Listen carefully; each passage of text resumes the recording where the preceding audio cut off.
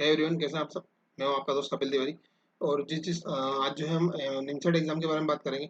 तो जिसका भी सपना है जो पीजी करने का है, और वो भी टॉप एनआईटी कॉलेज से करने का है, तो ठीक है, हमें एक मौका मिलता है यहाँ पे निमसेट एग्जाम देके जो है हम एमसीए कर सकते हैं। ठीक है, एमसीए कर सकते हैं हम जो है एनआईटी कॉलेज से। ठीक है, एनआईटी जितने भी एनआईटी जितने भी है, ठीक है, 10-11 कॉलेज है एनआईटी जो एमसीए करवाते हैं हमें। ठीक है, इसके कंप्लीट डिटेल के बारे में बात करेंगे, क्या क्या सिलेबस है, क्या क्या एलिजिबिलिटी है, और क्या क्या पैकेज लगता है। ठीक है, और कंप्लीट जो सिलेबस है और इसकी डेट कब होती है फॉर्म ओपन होने की, ठीक है, क्लोजिंग डेट और एग्जाम डेट कब होती है, इन सब के बारे में भी हम इस वीडियो में डिस्कस करने वाले हैं अभी आपसे। ठीक है, सबसे पहले जो हम एलिजिबिलिटी के बारे में बात करेंगे। आपने कोई भी कोर्स कर रखा हो जो भी 3 ईयर का प्रोग्राम होता है रेगुलर, ठीक है, जैसे कि बीएससी हो गया, ठीक है, बीएससी या फिर बीसीए में तो आप डायरेक्ट इस एग्जाम के लिए एलिजिबल है। जैसे आपने बीएससी ऑनर्स कर रखा है, बीएससी मैथमेटिकल साइंस है, या फिर कोई भी कंप्यूटर साइंस या फिर प्लेन बीएससी जिसे कहते हैं, तो उसमें आपका एक सब्जेक्ट मैथमेटिक्स होना चाहिए, और एक या फिर स्टेटिस्टिक्स आपने जो है एक सब्जेक्ट तीनों साल आपने पढ़ा हो। ठीक है, तो उस वही जो है आपको कंसिडर किया जाएगा। और अधिकतर कॉलेजेस में सब में मैथमेटिक्स एक सब्जेक्ट होता ही है। जैसे अप्लाइड मैथमेटिक्स से जो भी सब्जेक्ट होता है वो भी मैथमेटिक्स में ही काउंट होता है इसमें। ठीक है, तो जैसे बीएससी मैथमेटिकल साइंस ये होता है, उसमें इस मैथ से भी होता है, स्टैटिस्टिक्स भी होता है, तो वो आपके लिए जो है एलिजिबल है इस एग्जाम के लिए।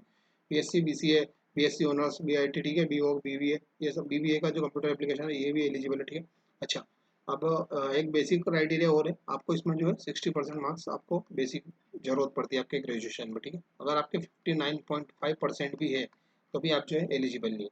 वहीं अगर हम थर्ड ईयर की बात करें तो थर्ड ईयर वाले बच्चे भी एलिजिबल है। ठीक है, जो सोच रहा है कि मैं थर्ड ईयर है और मेरा कॉलेज नहीं हुआ है और मेरे को एनआईटीज मिल जाए, तो वो भी एलिजिबल है। आप इसकी एग्जाम कॉलेज के साथ तैयारी कर सकते हैं। ठीक है, और फॉर्म डाल सकते हैं, और आप जो है जैसे आपका कॉलेज पूरा होता है और आप जो है इसके लिए एनआईटीज में जा सकते हैं और एमसीए कर सकते हैं। इसमें पैकेज हाई फाई लगते हैं। ठीक है, उसके अलावा इसके फॉर्म कब ओपन ओपन होता है मैं आपको बता देता हूँ। जैसे आपकी ग्रेजुएशन चल रही है तो उसी टाइम पे जो है आपका अप्रैल के समथिंग में आपकी एग्जाम होती है, और वहीं आपका रजिस्ट्रेशन चालू हो जाता है एमसीए के। उसका टेस्ट मई में हो जाता है और रिजल्ट जो है जून में आ जाता है लगभग लगभग।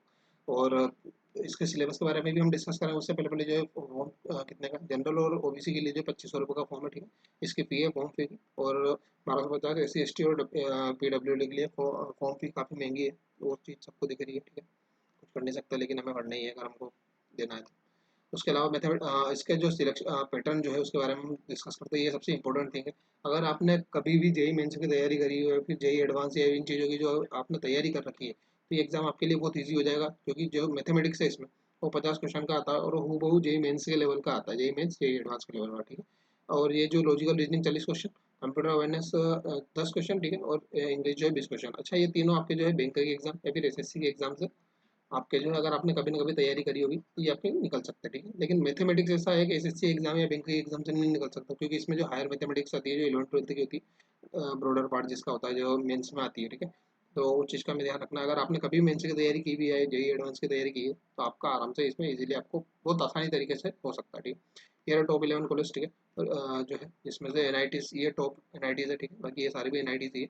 ये सब जो आपको एमसीए कराते हैं, और आपका काफ़ी अच्छा पैकेज लगता है इसके बाद, जस्ट लाइक एवरेज पैकेज ही 12-13 लाख का होता है। ठीक है, और अगर हाईएस्ट पैकेज की हम बात करें 40 LPA तक पहुंच जाता है। ठीक है, काफ़ी एक अच्छी अपॉर्चुनिटी है।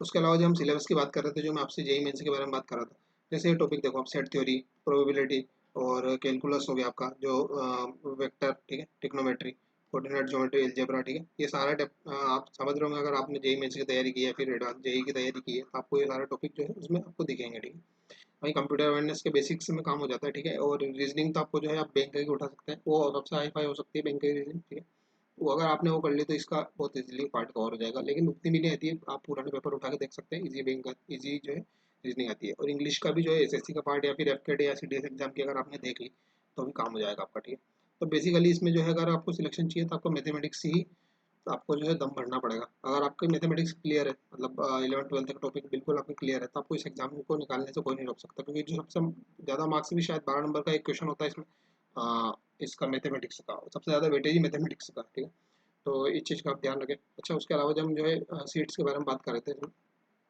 कितनी सीट्स है। ठीक है, एमसीए जो 2 साल का प्रोग्राम है एनआईटी पटना में, कहीं 2 साल का कहीं 3 साल का, टोटल नंबर ऑफ सीट्स 951 है। ठीक है, और अगर आपको टॉप कॉलेजेस में आना है, ठीक है, जैसे मैं आपको जूम कर देता हूँ, जैसे एनआईटी त्रिची, और तो इसमें आपको 20-30 रैंक है, टॉप 50 में आना पड़ेगा, तब जाके आपको जो है ये कॉलेज मिलेंगे। ठीक है, एनआईटी त्रिची या एनआईटी वारंगल, क्योंकि ये टॉप कॉलेज, इनकी सीट भी बहुत कम कम है। ये पूरा सीट डिस्ट्रिक्शन आप देख सकते हैं अपने हिसाब से। ठीक है, कैटेगरी वाइज सारी सीटें इसमें दिखा रखी है आपको। ठीक है, हर कैटेगरी की अपनी सीट्स है, तो आपको रैंक तो चाहिए ही सही इसमें। अच्छा, इसमें नंबर ऑफ टोटल एप्लीकेंट भी लगभग 40,000 ही है जो बच्चे अपीयर होते हैं, मतलब अदर एग्जाम लाइक लाखों में बच्चे नहीं बैठते हैं इस एग्जाम में। तो थोड़ा कंपटीशन भी कम रहता है, लेकिन इतना भी है, अच्छा खासा ही कंपटीशन रहता है। आपको टॉप 40-50 में आएंगे तो आपको बहुत अच्छा कॉलेज मिल जाएगा, तो 500 में भी आएंगे तो आपको कॉलेज तो मिल जाएगा, लेकिन ठीक है, वो मिलेगा। तो अगर आपको इस वीडियो इसके रिगार्डिंग अगर कोई भी डाउट होता है तो आप पूछ सकते हैं, कमेंट कर सकते हैं वीडियो, और वीडियो पसंद आए तो लाइक करें, शेयर करें, सब्सक्राइब करें चैनल को, ठीक है। Thank you so much.